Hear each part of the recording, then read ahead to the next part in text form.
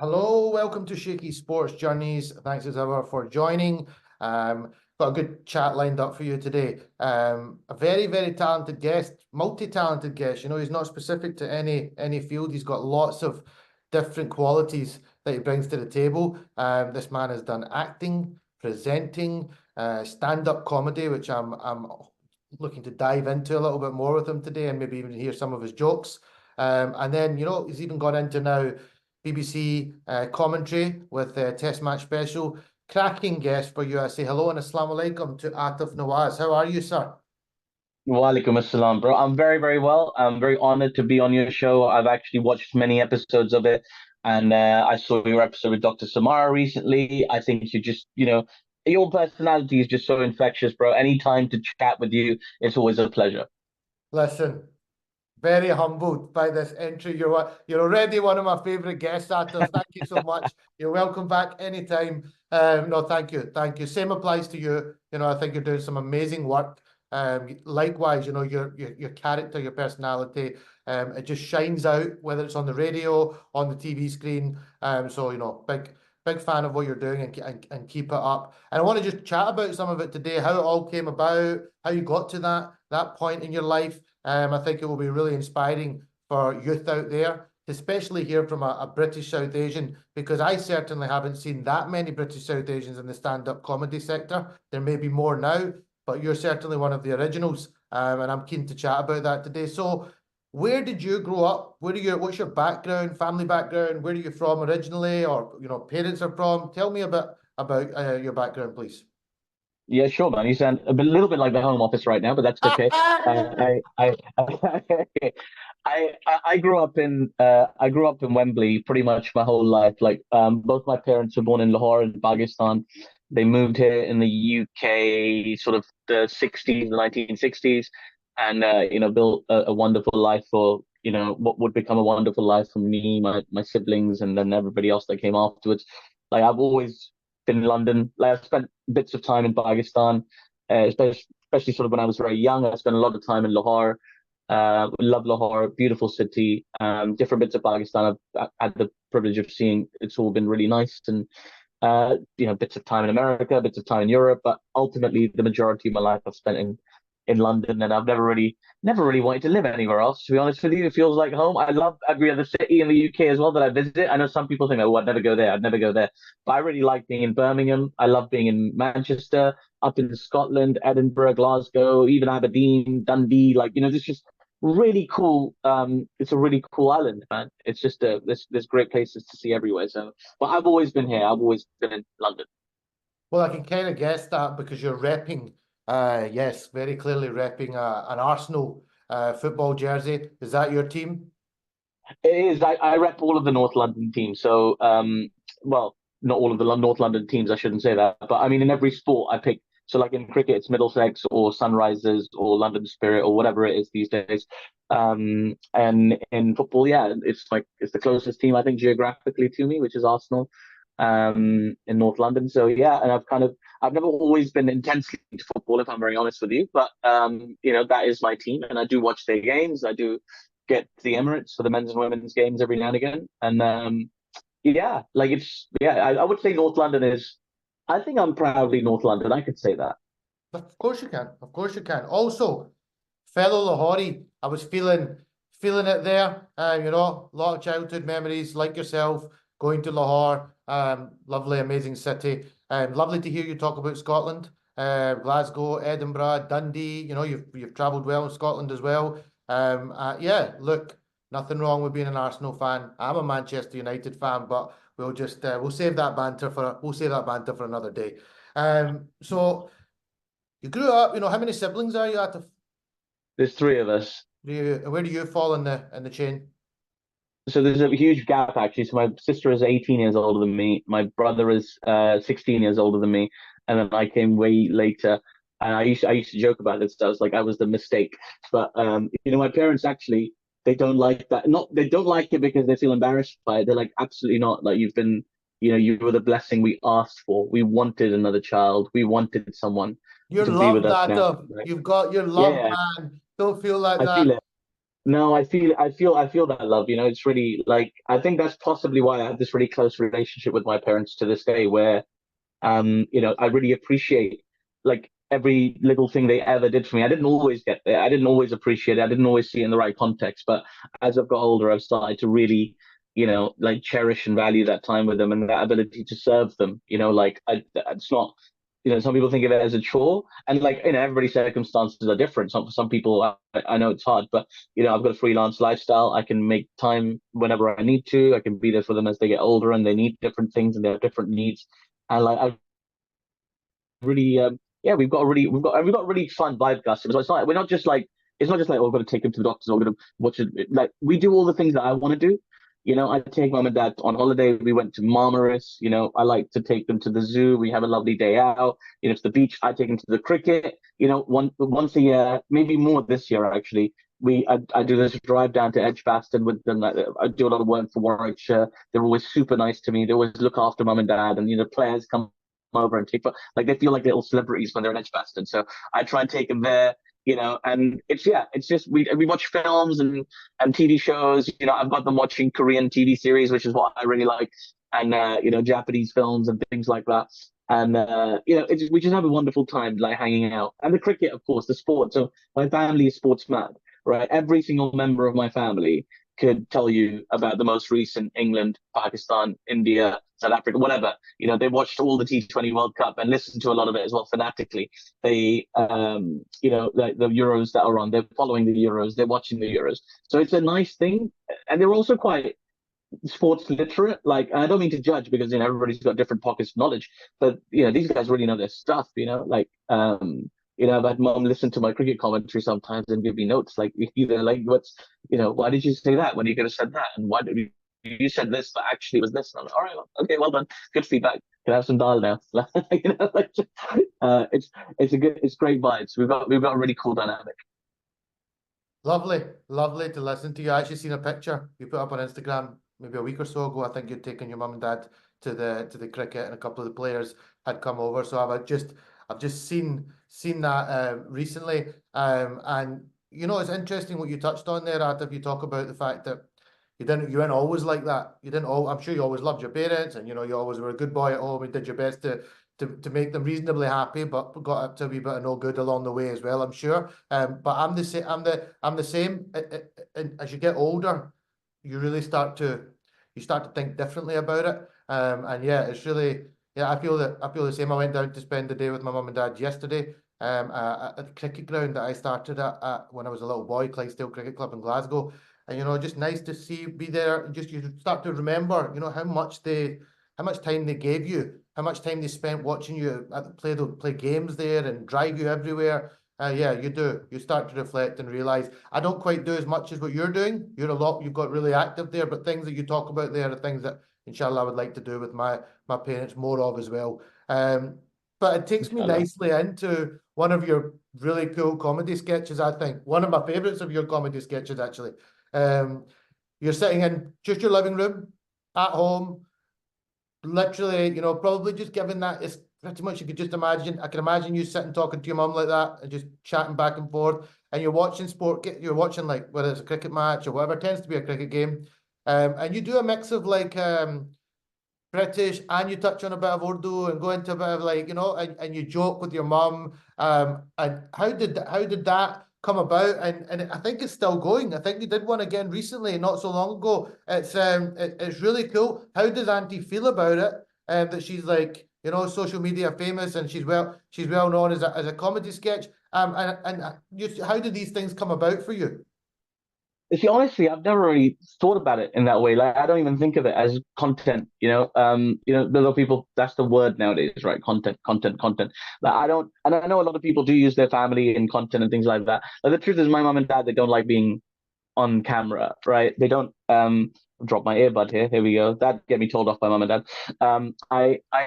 You know, I don't think of them as like characters or anything like that. It's just like on social media, like on an Instagram story or something like that.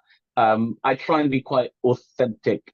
You know, obviously it's been that the last 12 months have been really heavy with world events and things like that. So I'm trying to be as authentic as I possibly can and share my feelings and what I think, needs to happen in the world. But like one of the most authentic things about me, I hope, and I think most people know this, is that I've got a great relationship with my parents, and I watch sports with my parents. So if I'm watching Bukayo Saka take a penalty for England, like it's interesting because my mom's sitting next to me. Now, don't put her in the shot because she doesn't like that, right? She doesn't want to be randomly filmed, right? And dad's the same. They don't like to be randomly, put out there. And then I've got a reasonable Instagram following, so a lot of people will see that. And then, I respect that completely. But the voice stuff, they don't mind.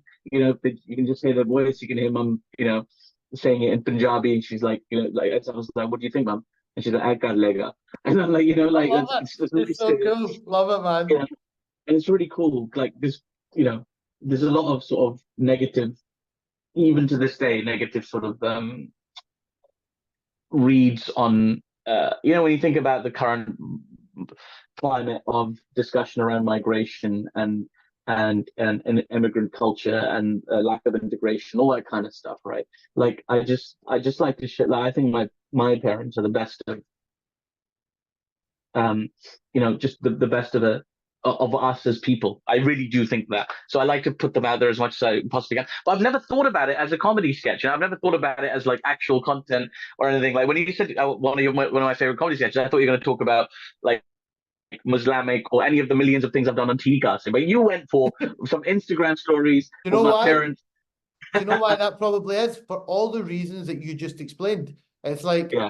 you don't think about that as content. You think about that as this is just me in my natural environment with my family. This is the way we banter. So yeah, I'll just put a bit of it out there. It's not got any negative. It's not got anything. It's only positive.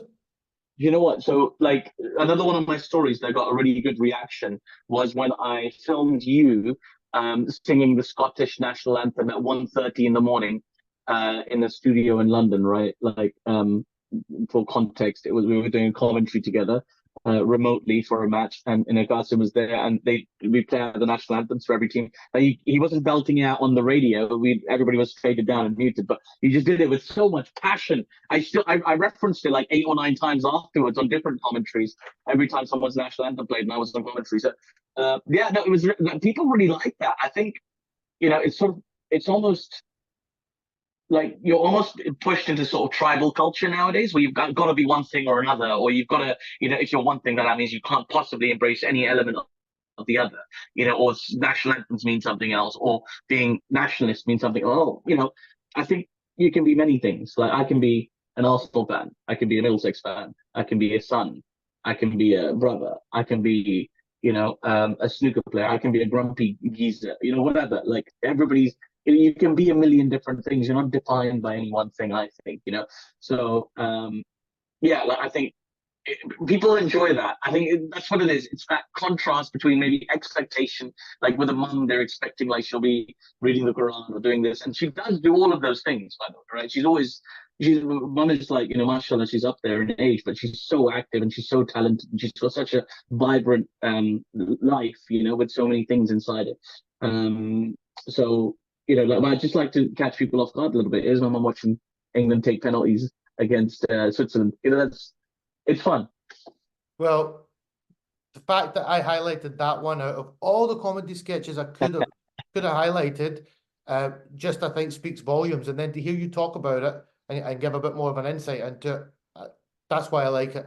And I'm not going to call it content now. I'm just going to call it bit of your life. But sharing some positive vibes. And yeah, Auntie is very, very funny, and your contrast is both of you together is really cool to listen to. So when did you realize you were funny, Atif? When there's a person, stand-up comedy is an interesting one. Like, was it a dream, a passion when you were young that I wanted you'd already were into, inspired by some stand-up comedians out there? Is that how it came? And then how did it evolve from there? So I always loved stand-up comedy, but I never thought I could do it. Like I never dreamed that I would do stand-up comedy. Like my dream was always to be an actor, right? I wanted to be an actor. I went to drama school. I trained. I unsuccessfully auditioned for millions of things in my early 20s, and I remember being quite disheartened, like by the process, because it's a really tough industry to break. Yeah, I'll never forget when I spoke to my first agent, and I was having a run of things where I just wasn't getting seen for things or not getting booked for things. And I said to my agent, "What's wrong?" He's like, "Do you want the honest truth?" I'm like, "I want the honest truth." He said, "You're unemployable as an actor." I said, "Why? Am I bad?" He's like, "You're not bad. It's your look." And I said, What does that mean?" He said, "Well, look, you don't really look Asian enough to look fully Asian. As in, there's more Asian looking people than you. You know, obviously, you don't look white enough to look white. You're not tall enough to be tall, but you're not short enough to be short. You're not handsome enough to be considered a main lead, a good looking guy, but you're not bad looking enough to be considered, or unusual looking enough to be considered a like a character actor. You're not fat. And this is, I'm quoting him here. You're not fat enough to be fat, and you're not thin enough to be thin. So he said to me, "You fall in this horrible." There were loads more examples that he gave, but he said, "Look, you fall in this horrible cross section where you're not quite enough of anything to get booked by booked by someone. So that's something to work." I'm like, "Well, I don't know how to work on that." So anyway, I was off thinking about it. I remember watching TV, and I stumbled upon an episode of Live at the Apollo in 2006 by someone who's gone on to become a great friend and mentor and role model, a guy called Omid Jalili, who's an Iranian stand-up comedian, British national treasure. He's on TV. I think this is his first time ever performing on Live at the Apollo, and he does this 30-minute performance that not only blows my mind, right? Not only does it blow my mind, but it makes me think for the very first time, I want to do that. I want to do, not even I can do that, but I want to do that. Like what he's doing right now, the way he's entertaining those people, the way he delivers his jokes, and he's a brown guy. Like, you know, Ahmed's not Muslim, Ahmed's not Asian even. He's from Iran, right? Iranian origin. But he's like me. It feels like someone like me is doing it, right? And I just thought I have to meet him, I have to speak to him, I have to get his advice, and I want to be able to perform for him to give him a little bit back of what he's just given me. And Qasim, I'm going to tell you, man, I did all of those things. You know, I eventually got to meet him. I eventually got to interview him. I got to spend some time with him. I got to be friends with him, and I got to perform with him in the audience, right? And I'll never, and you know, like people always ask me who your favorite comedian is. Who do you think is the best comedian? And I always ask them, I'm like, do you mean who I think is the best out there right now, or who's the most important to me? Because to me, it's always Ahmed Jalili. He's always number one. Right? I love him. I can watch him any day of the week and I'll feel better. I can watch clips of him from 2006 and recite like people do with music, you know, like with your favorite film. Like guys, if you're watching your favorite film, which I know for a fact is Kuch Kuch Hota Hai. So if you're watching Kuch Kuch Hota Hai, you could probably recite every dialogue alongside the film, right? And it's not. I'm just teasing him. It's not right. It's not. That's what you're talking about. Just don't. Kuch Hota Hai. That's one of my favorite movies. So I mean, like the way people recite, I could recite Ahmed set. So anyway, that was what got me interested, and then I went through. I'm going to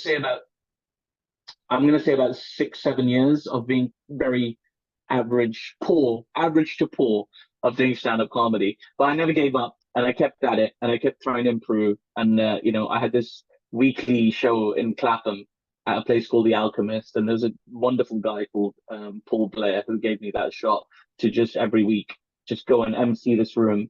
And it was a really difficult room because sometimes there were 12 people in the audience, sometimes there were 50, 60 people, but usually it was quite a small room. And that's where I had to like learn and graft and learn and graft and put loads of time in. And I always tell people I think it took me about 7 to 8 years to get okay. I don't even say good, I just say okay as a stand-up comedian. But it all started with Omid.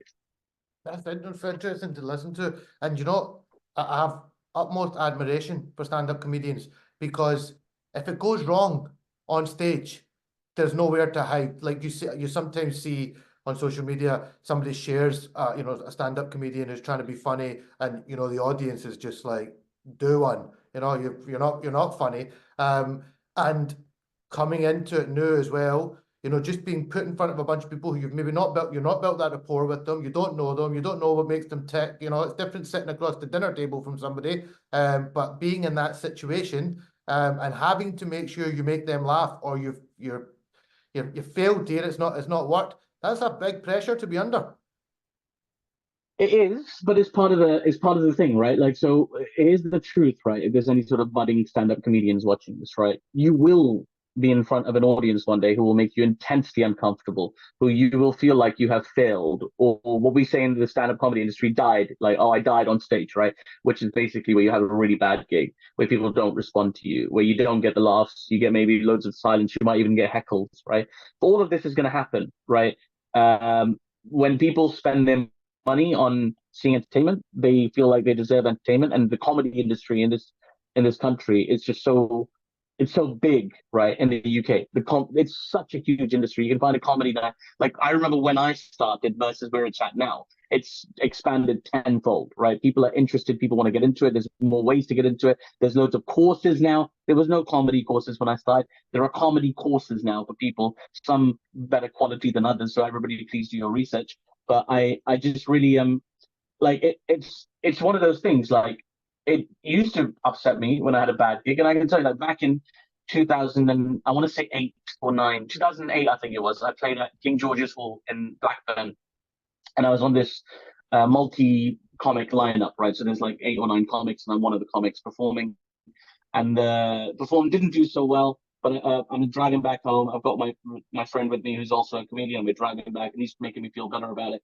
And then the following day, there's like a newspaper review of the show, which they published online. And I saw it, and it was like, this guy was great, that girl was fantastic, this girl was brilliant, that guy was great.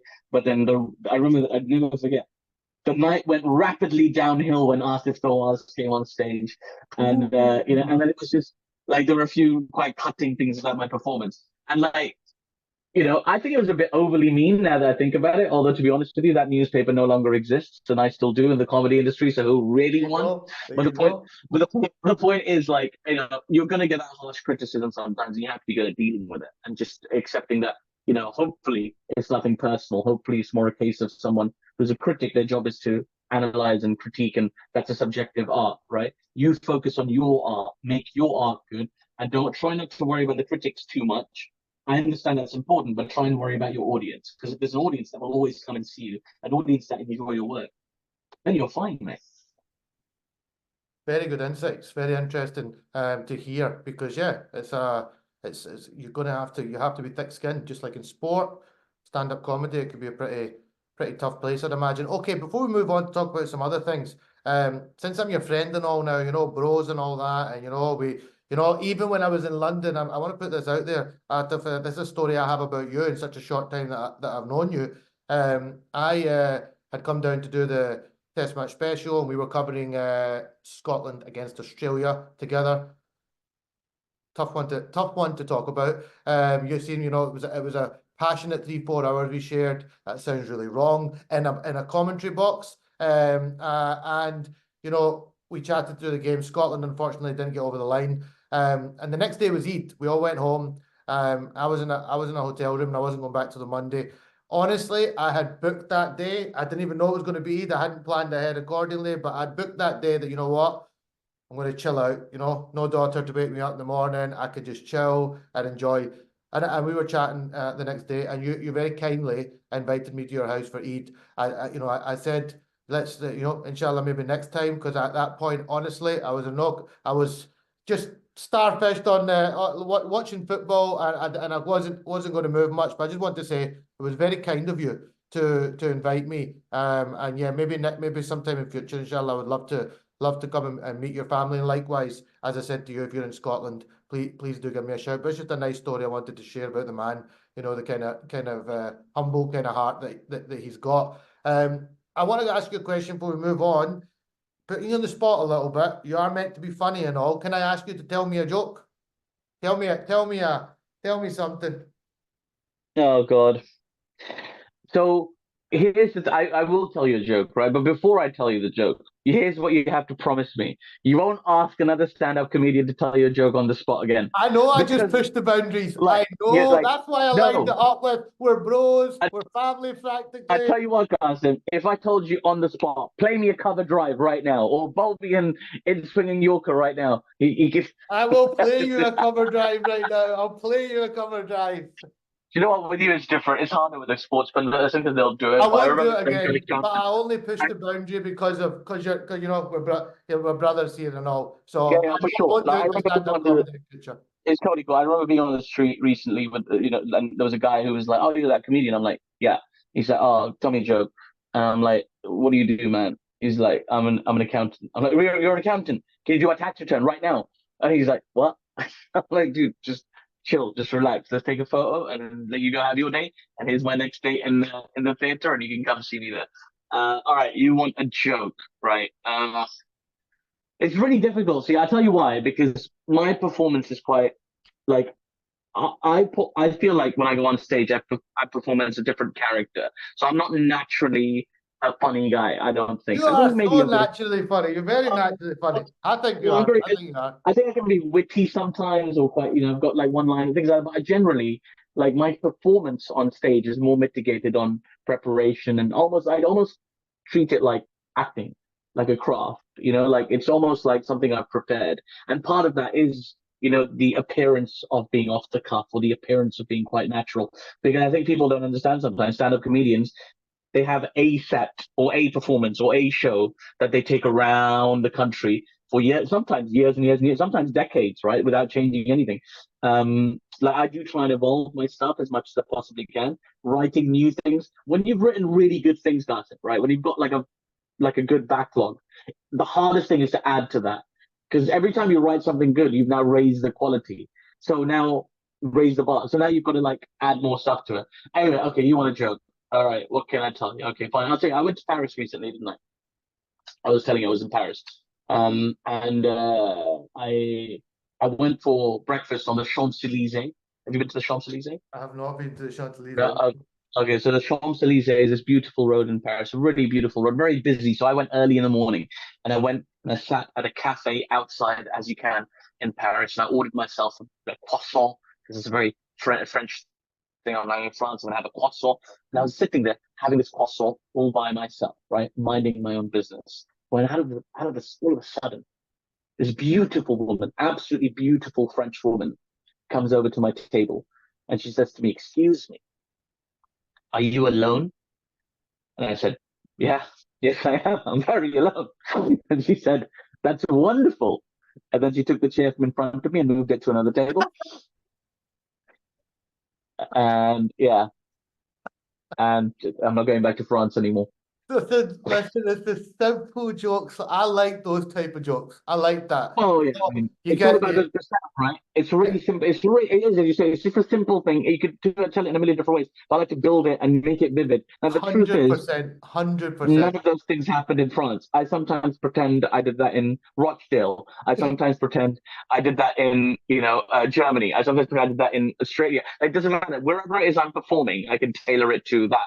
I can make Yeah. it sound plausible. But it's always a lie. Nobody's gonna pass up the chance to have breakfast with me. It's a hundred Crazy. Come percent, on, man. 100%, 100%. Even a lovely French woman. I'm sure she probably. I'm sure if you'd said to her, "Oh, I thought you would maybe wanted to join me," maybe she would have said, "Oh, sorry, I didn't mean to be didn't mean to be rude." But yeah, honestly, don't. I think when you ask somebody to tell a joke who's funny, it sounds like quite a it has to be something quite search for this toolbox of this amazing joke that you can tell, and it has to be. Mm. But really, I think it's just the little things like that, journeys along the way, and you just slip things in there. And I think, no, I I've like that. got I have got way better jokes than that. So you put me on the spot on a I loved podcast. it. So I loved it. I just try and loved tell it. you a little.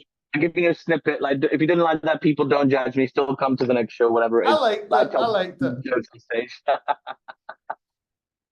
So you now realize you're funny. You've kind of you've gone on that journey. You've performed all over the country as you talk about. All these cities. Coming up. Edinburgh's got a massive stand up. That's one thing I was asking you. You must come up to Edinburgh often. So you're traveling around. You're making a name for yourself. You're British South Asian yourself. So what is your kind of what kind of fan base have you kind of made? I'd imagine you do have young British South Asians and other South Asians that are your fans, but do you feel you've connected with wider audiences as well, and a very diverse audience? Do you think your shows are suited for all? They absolutely are suited for all. I've done the Edinburgh Fringe Festival 4 times, as in I've taken 4 separate shows there, and it's been like that is the best sort of finishing school for a comedian. I know there's sort of like commercial and mental health expectations.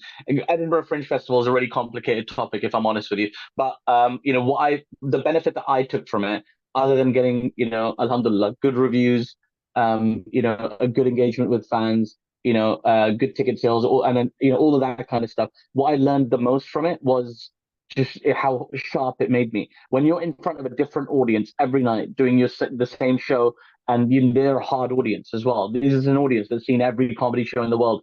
They've got Netflix ready for them. And by Netflix, I mean at the Edinburgh Fringe Festival, there's like 1,500 comedy shows on at any given time.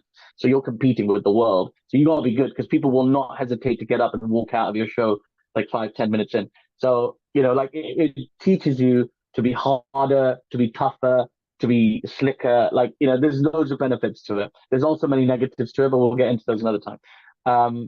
Yeah, for me, I've been very grateful, because like the shows that I've done have always been about me, my life, my perspective on the world. They've never been sort of concept shows. They've always been quite honest, I think, and quite you know, the last show I ever did was about you know, just, so it was called instant gratification, or instant gratification. So it's always a pun with my name. I don't know why I do that, but like, so it was about sort of the culture we're in now and the expectation of wanting things straight away. You know, there was a show I did before about called Artificial Intelligence, which is about media, essentially about the media, and you know how, you know, it can guide us the wrong way sometimes. And I didn't mean media uniformly, but I mean like you got to be smart about what you're engaging with, and that feels timely now. And I did that in 2016 or 17. So like the themes that I'm putting to you basically, guys, and it's like these are universal themes. They're not specific to South Asians. They might ring true for South Asians a little bit more. You know, South Asians might look at them and think, "Oh, I recognize that." Like when we did Muslimic, when Ali Official, who's my collaborator on TV, like when we did Muslimic together, the TV show, like we're putting it out there on BBC 1/3, right? So that's not, it's not on ZTV, it's not on Hum TV, it's not on, you know, it's for the BBC. So whatever we're doing, it has to be for the broadest audience possible, BBC One, right? But it's called Muslimic, right? It's called Muslimic, which means I think Muslims are gonna, you know, be more interested in it. When I'm on stage, I'm talking about my experience as a South Asian, British, whatever. Like I feel like a lot of South Asians do gravitate to it. I've been very lucky. I've built a good reputation amongst that crowd, and I've got a good relationship with that audience. It's a relationship of trust. Like when they come and see me, they will have a nice time. They know that. They've seen me loads of times before, and they keep coming. I've actually not grown my audience massively. Like I don't have millions and millions of followers or anything like that. But I've kept a very steady base. You know, like the people that were my audience 10 years ago are still my audience today. The people who came to see me in Edinburgh the first time came to see me again, second, third, fourth time, right? The people who come whenever I visit Southampton or visit Eastbourne or visit Newcastle, wherever it is, it's always the same people and then a few sprinklings of new people. And I really like that. I like that they like me enough to want to see me over and over again. Yeah. So I think it's a very broad audience in theory, but I think inevitably, just because of dynamics, the vast majority of people that come and see me are South Asians. That's good. That's great. And I really like that part that you touched on there about the people that came and see me 10 years ago are still will come and see me now. And that must mean a lot to you. You know, that's a lot of loyalty, you know, people who really respect your craft. And I can see that, you know, you're very passionate about those people, and you will always gravitate to those people and show them love. And I think that's very important to always remember the kind of journey you've been on and never forget. Doesn't matter how big and successful you become, you know, to stay humble, keep your feet in the ground, and show love to those who have always shown love to you. So you touched on your stand-up comedy. We've touched on the family background. We've touched on the fact that, you know, very much I know cricket is in the Nawaz family household. You know, it's very much part. You talked about your parents and your siblings having a quite good, very high, good knowledge of the game. You've probably learned a lot from them, it sounds like, as well. This all kind of transpired into the fact that, you know, you are now a very highly respected and successful cricket commentator, in particular for BBC TMS, which is where I just had the pleasure of working with you recently. But how did that railroad come around that, you know, Aatif went into cricket? How did that? I know you played cricket. I know you loved your cricket. I think, do tell me, correct? I think you got to quite a good level as a cricketer as well. Where did you get to? I have three achievements that I can list in my cricket career. Let's I do it. played for Middlesex, Middlesex under 16s, which is a really tough group as well. Like it was a really tough group of players.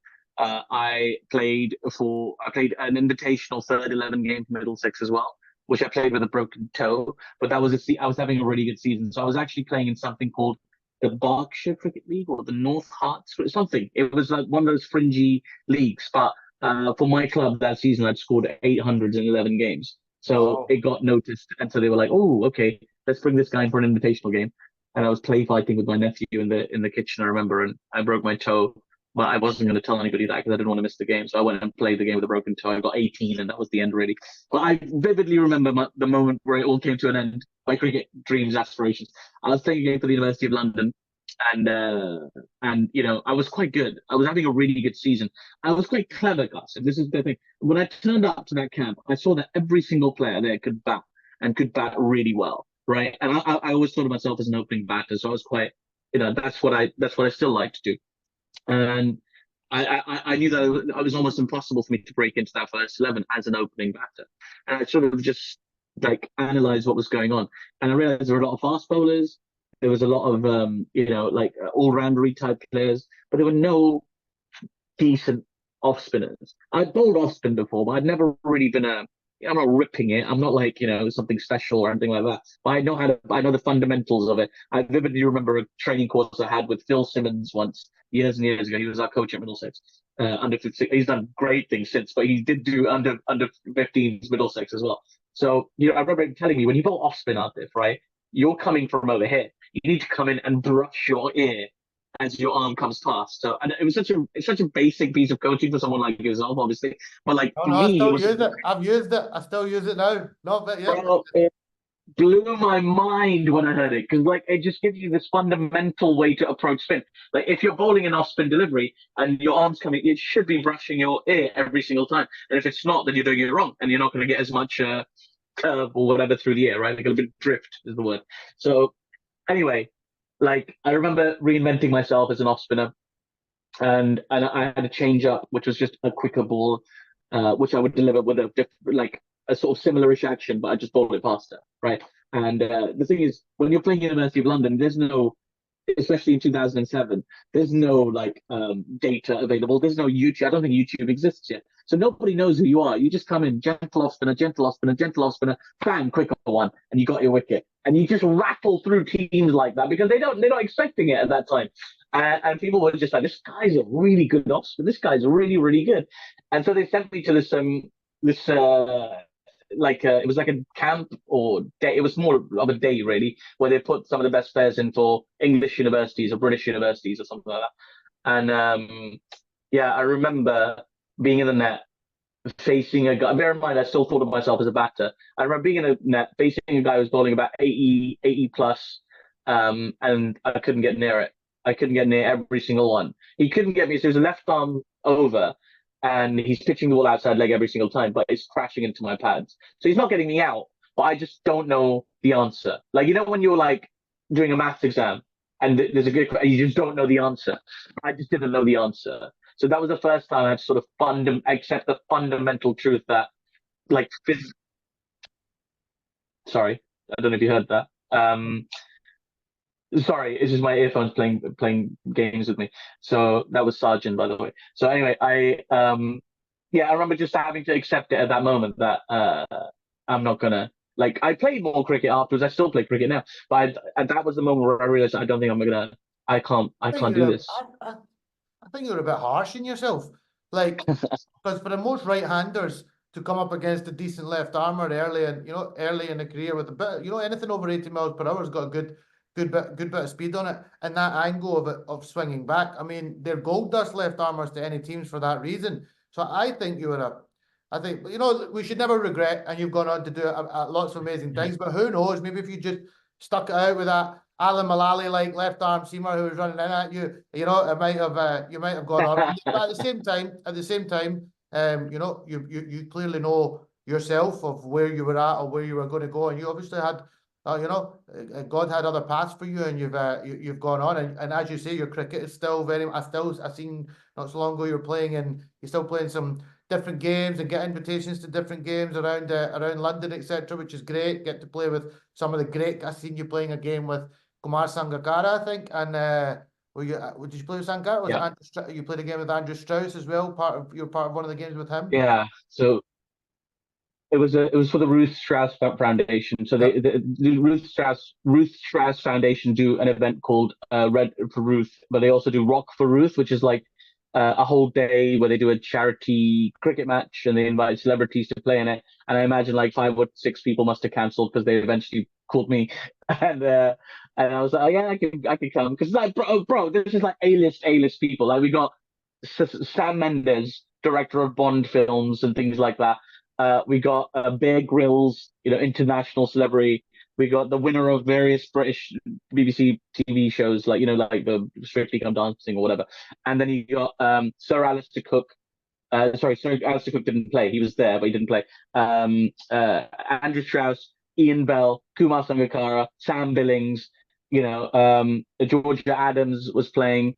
Emily Windsor was playing. Like these are all like excellent cricketers, some of whom legendary cricketers, and like I went out to bat. They did this PA thing. They bring out the mic and they're like they're doing a PA announcement thing to make it fun for the audience. So he said the lady who was doing the interviews, Di, she said to me, "How do you feel about playing with Ian Bell and with Andrew Strauss in your team?" And I said, "Well, to be honest with you, I think they're both sort of up and coming, hungry young tigers. I think they both have a big future in this game, and my job here is to really guide them and give them the benefit of my experience." And just messing about like that, just doing silly things. But everybody was game. Everybody had fun. I remember I was batting. I played this sweep shot, timed it beautifully, and I'm opening the bang with Ian Bell, which is a fever dream. And like he's now walking over to me, going, "What a shot, mate!" And I'm like, "Thanks, Ian Bell." Yeah, well, you think about it, Atif. No disrespect to your cricket playing skills, but you were honest with yourself and saying that okay, maybe I wouldn't have went on to become a professional, but if you had have gone on to become a professional, you may still not have had the chance to play with some of these type of people.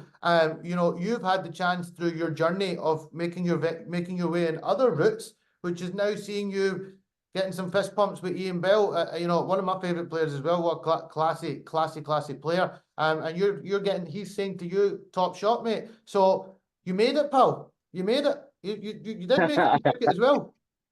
Yeah, I just like nowadays, it's different. I try and retain that little kid inside me that would love what I'm doing now. Like it's just like if I could go back to like my 14-year-old self and say, "Hey, kid, one day you're gonna get this pass and you're gonna wear it around your neck and it's gonna let you go into any cricket match you want in the country. You'll probably have the best seat in the house. You'll probably be sitting next to somebody who you had a poster of on your wall as a kid, right? Some kind of legend of the game. They'll bring you whatever you want to eat, and oh, by the way, they're gonna pay you for the privilege." Like it's like dream job doesn't even begin to cover it, bro. Because I never dreamed I would do it. Like there was never a dream of mine to be a cricket commentator. I didn't know you could do these things, right? It's a very recent development that people who haven't played professional cricket get that. I mean, there's a few anomalies, but generally speaking, it's people who have a firm base in cricket. I was an outsider to cricket, certainly in the professional broadcasting sphere, but I never take it for granted. I love the job, like BBC Test Match Special. What a gig! I was like thrilled to be on it, and you know that because you've seen me do it at 4 o'clock in the morning, and I was thrilled to be doing that. So imagine what I'm like at sort of 1 o'clock in the afternoon. I love it. Every single game that I've done, I'm just really grateful for. I've done something like 200 plus now. I think working with you as well. Passion is, I think, passion. See, when you have a passion for something, whoever that it comes out. You had a real passion for it, but you have a real good knowledge of the game, but with a mix of that witty side to you as well. And I think for a listener, that's everything I want to hear from my commentator. I love listening to the commentary teams, some of the great commentary teams we've had over the years, and I think people like you have really added to that. And I thoroughly enjoyed working with you, and I enjoyed listening to you. Brings me actually to one of my favourite You've actually got it on your the top of your pinned to the top of your profile, and you're commentating with the greatest. You know, let's just say it now. I think it's comfortable to say Jimmy Anderson is the greatest fast bowler of all time. And you know, in your tweet, you say, you know, something like "little old me," you know, commentating with Jimmy Anderson. But what I loved about that clip is yeah, you're right. You know, he is cricket royalty. And you know, we people that people that you of your journey who've maybe not been as successful as him directly in the game, but in other ways are making the route. But the beauty of bringing that together in that moment. But that clip, you were wonderful in it. Jimmy's just chilled out, and he's letting you do your thing. But that moment for you must have been like, you know, they're big moments to be standing. You must have pinched yourself a little bit. Oh yeah, for sure. Like I remember watching Jimmy Anderson take his 600th Test wicket, and that was in Southampton. And then 2 days later, we're in Old Trafford for the T20 series, and nobody told me this was going to happen. Jimmy Anderson is now beside me in the commentary box. So just imagine the shock. I'm on the commentary, calling his 598, 599, and somebody else got to come in for the 600. But anyway, like I've just watched him do it, achieve history. Everybody's tributes amazing, the best of all time, as you say, all this stuff. And then like now he's in front of me, like 2 days later, with no warning, and I'm commentating with him. Like that was the first time was like quite, it was quite difficult actually because you know, you're trying to do a job, but you're also trying to, it's hard to balance the emotional side of it Heart rate because I've must have always been been a huge fan. heart rate going up a Oh little yeah, bit. You know, you'll be so much. wee bit of good nervous energy almost.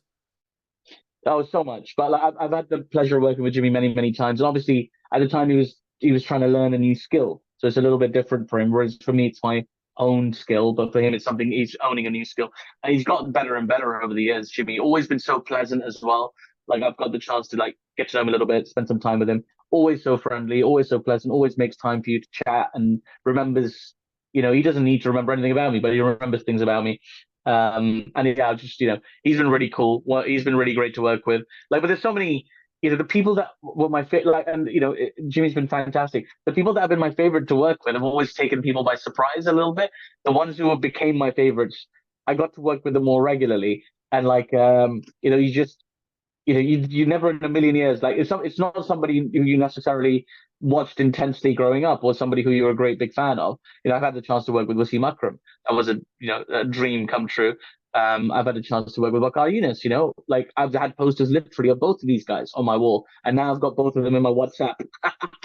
Like it's great. What a great. No, I don't have a That's system, by the cool. way. That's I cool. never ever have a system. This is the key, by the way. If you ever find yourself with like a hero of yours as a WhatsApp number, just don't message them, right? It would be heartbreaking to get blocked. So, I guess sometimes say happy birthday and you get a nice message back, but that's about it. So anyway, I yeah, it's a really cool life, man, because cricket, I was always an outsider to. I love the game.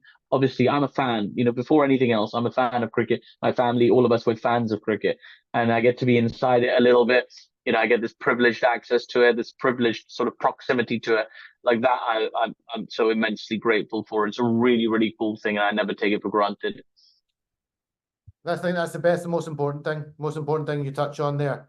May you have I look forward to seeing loads more of what you do, but always important, I think, is to keep your feet on the ground, stay humble, give thanks to Allah, God, and appreciate all that we have. If you have good health and you're getting these kind of opportunities, I think it's always important to just take a reflection time and just think, I am very lucky, because absolutely, even sitting in the commentary box and doing that with you guys for the Scotland Australia game, I had to remind myself, and I have to take a few moments as well to say, this is like always kind of a dream thing I've wanted to do, talking about cricket or World Cup stage. I'm lucky to be doing this. So I echo what you say there, Atif.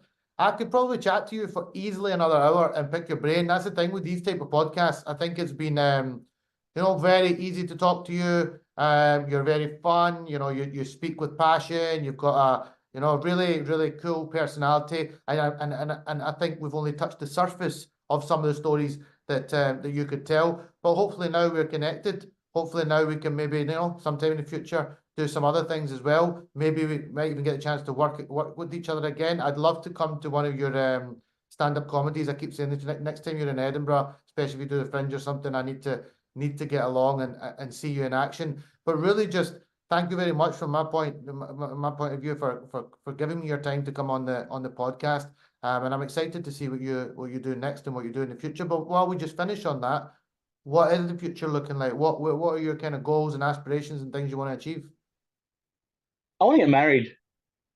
That's a big life event. That's a big life event, and I think it's not a bad goal or something to look for. So is that on the horizon?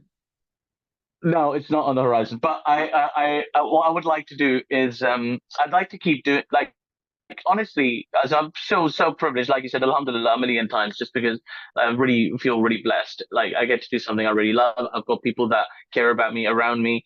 You know, I got a roof over my head. You know, I got a stable life. Obviously, there's loads of places in the world where that's just not the case right now. So I just never take that for granted. And, you know, alhamdulillah for the life that I've got. And I, you know, like, I'd like to keep building. Like, you know, I'm quite an ambitious person. So for me, I don't like to settle. I'm grateful for what I have, but I want more. You know, I want to aim higher. I want to earn my keep and work harder and keep building a connection with the audience and, you know, broaden my audience. And I want to keep performing. I want to keep doing stand-up comedy, try and take that to another level as well. And I've never really given up on the acting thing. I think I'm coming back, like something's around I can feel something around the corner, something exciting, a new role that I can do that's totally halal and doesn't require me to take my clothes off. Because let's be honest, nobody wants to see that.